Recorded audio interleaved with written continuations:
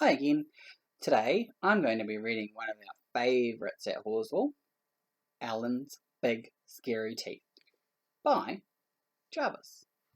He's the guy that wrote the story and drew the pictures.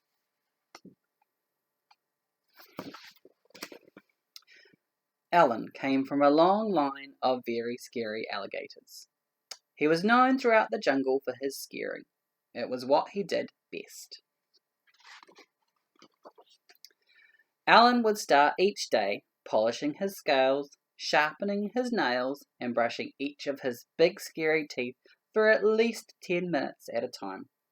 And after practicing his frightening faces in the mirror,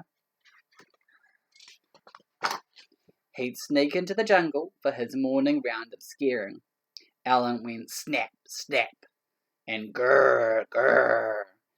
He said things like, "I'm Big Scary Alan, fear my razor-sharp teeth."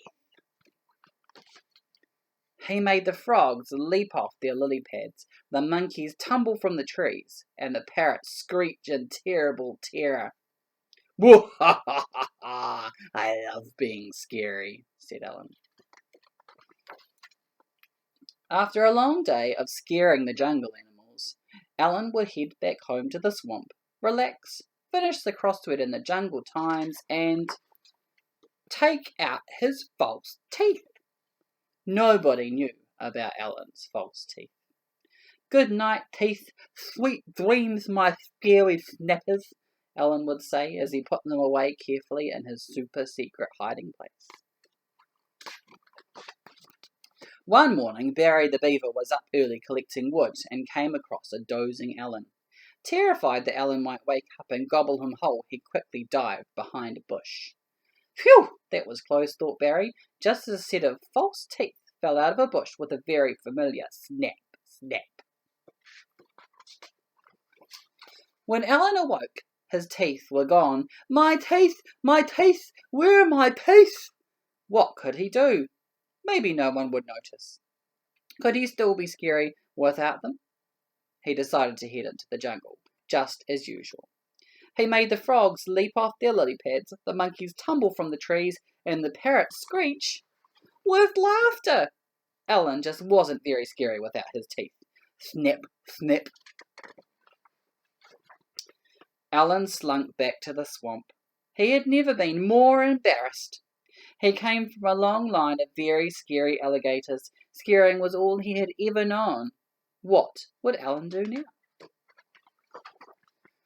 Poor Alan began to cry, just a little bit at first, but then the tears kept coming. He howled and yowled more than all the jungle babies put together, and he could not stop crying until...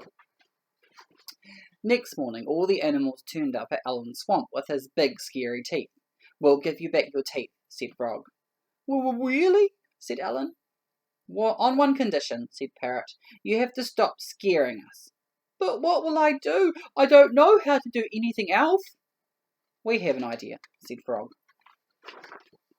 And so every day after polishing his scales, sharpening his nails, and brushing his big scary teeth, Alan headed into the jungle and became Alan the gardener, Alan the hairdresser, and Alan the dentist. But every night he became Alan the big scary storyteller, thrilling the jungle animals with his terrifying tales.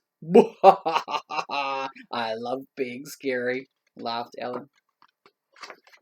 And sometimes he even let Barry borrow his teeth. I love that story. So cool. There we go. Alan's Big Scary Teeth. Bye, Jarvis. Bye.